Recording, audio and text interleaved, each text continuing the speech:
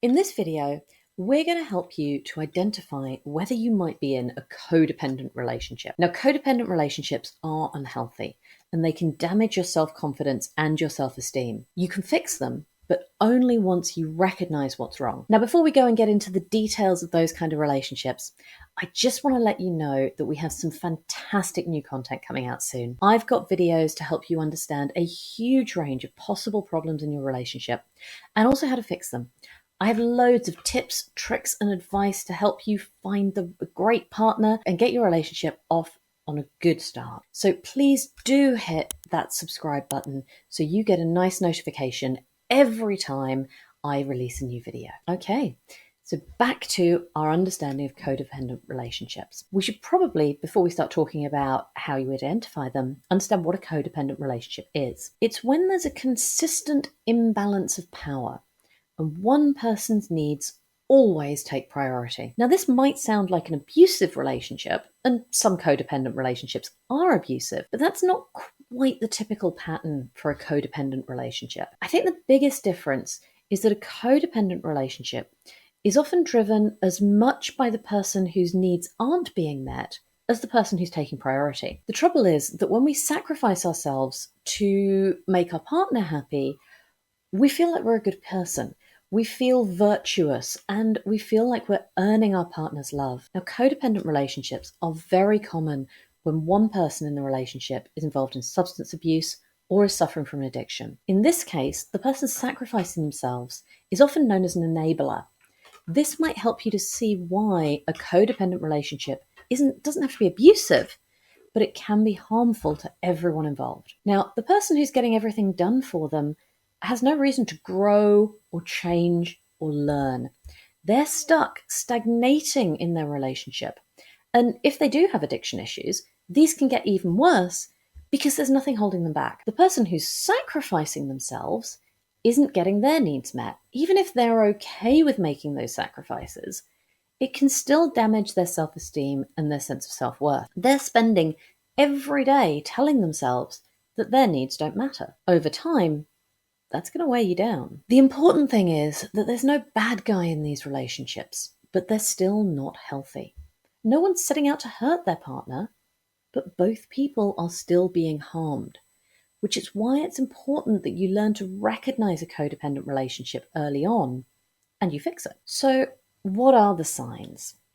We're going to look at these from the perspective of the person who's giving up their needs for their partner. So, number one is that you feel responsible for your partner. Now, it's totally normal to feel some responsibility for your partner's well-being, but this should be as part of an equal team. If you feel that your partner wouldn't be able to cope without you, or that they need you to save them, that is a clear sign that you are in a codependent relationship. A relationship where you take responsibility for all or most of your partner's relationship well-being isn't equal. There's a form of therapy known as transactional analysis, which looks at the roles we adopt relative to each other. Wanting to save someone or being responsible for their well-being is putting ourselves into a parenting role, and that pushes them to play the role of child. Now, that's probably not exactly the kind of relationship dynamic you were hoping to fall into. So the second one is that you're not quite sure how boundaries work.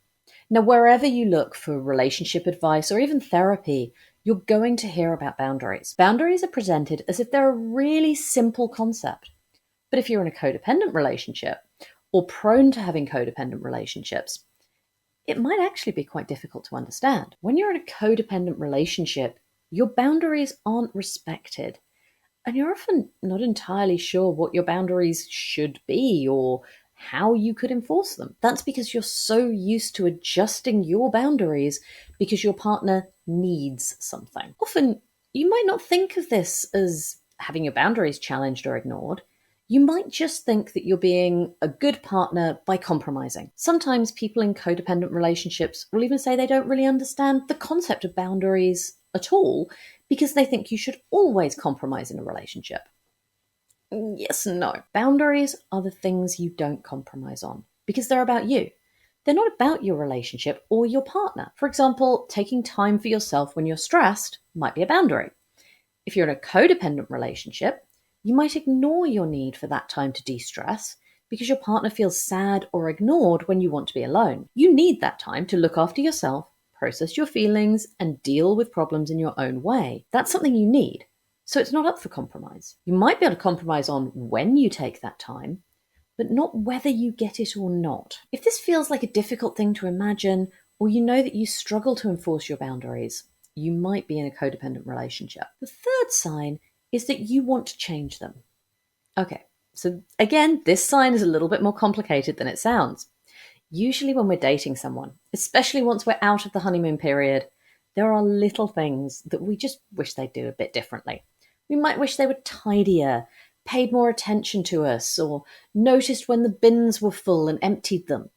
That's totally normal. That's recognizing someone and accepting them as they are without our rose-tinted glasses on. Other times, our partner might come to us and tell us that they want our help to change something about themselves. Maybe they want us to help them eat more healthily or quit smoking. That's also totally normal. They're turning to their partner for support to achieve something for themselves. The warning sign is when we want to change them without them having said that this is what they want. It's easy to say that we're only doing it for their own good. For example, if we want them to deal with an addiction. The problem here is that we're not actually respecting and loving them for who they are right now.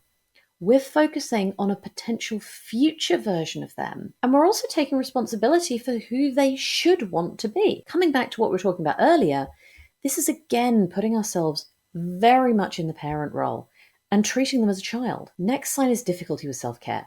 Someone who's in a codependent relationship will often struggle to make time for their own self-care. Even worse, when they do spend some time looking after themselves, they will often feel guilty about it. Self-care isn't a new idea, and it's not always something nice like long walks in the park or a new yoga class. Self-care is about doing all the little things that you need to do to look after your own mental and physical health. Honestly, even brushing your teeth is a part of your personal self-care. Now, looking after your mental health shouldn't make you feel any more guilty than brushing your teeth does. If you feel guilty about looking after yourself, you might well be in a codependent relationship. The fifth sign is that you can't describe your own feelings. And this sign can sometimes make people stop in their tracks when they think about it, because why would you find it difficult to describe your own feelings? When you hear that you might feel that way, you're probably thinking, well, that's crazy. Of course I know how I feel about things. But the trouble is that being in a codependent relationship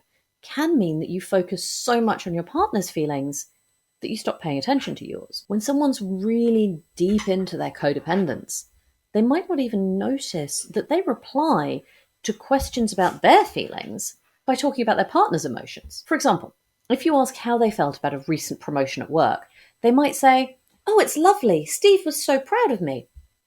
Lovely isn't really an emotion, it's just a general positive vibe.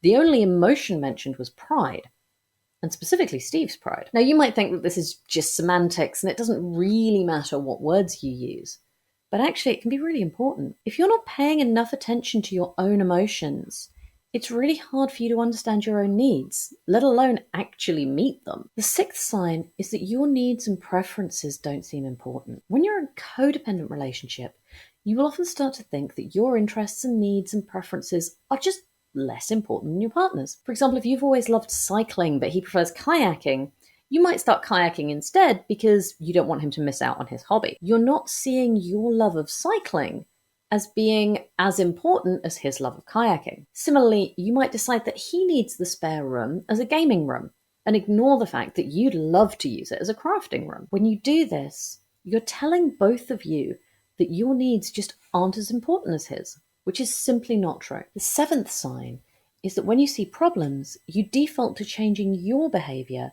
rather than asking them to change anything. You're choosing to change your behavior to solve a problem rather than working with them to find a good mutual solution.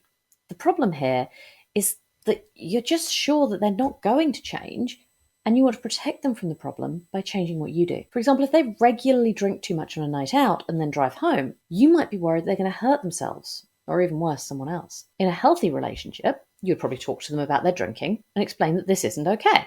You'd expect them to stop doing this. In a codependent relationship, you might tell them to just call you and you'll come and pick them up, because at least that way the problem is solved, in that no one's going to get hurt, but they haven't actually had to really change their behavior at all. The eighth sign is that you feel like a martyr.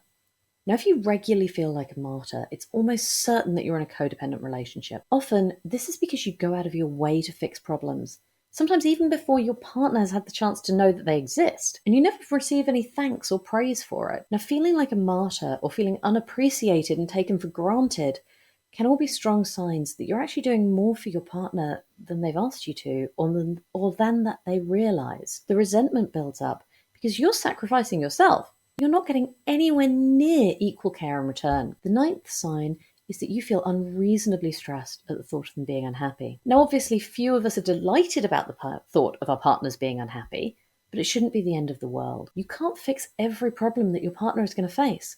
Sometimes they're going to be unhappy for reasons that are completely out of your control, and that needs to be okay. If that idea leaves you feeling anxious or stressed, you're probably in a codependent relationship. It's also a strong sign that you might be a people pleaser, which also makes you more prone to codependent relationships. The 10th sign is that you'll do anything to avoid conflict.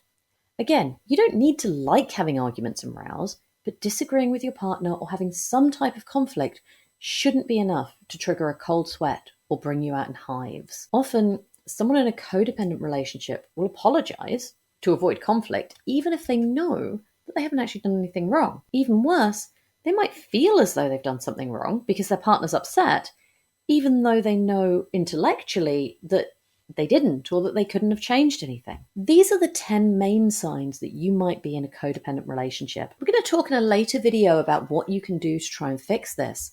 But for now, what do you think? Are you in a codependent relationship? How does it feel to find that out? Have you ever changed a codependent relationship to something more healthy? Let me know in the comments down below, because I always love to hear from you. And don't forget to like and subscribe. I'll see you all soon.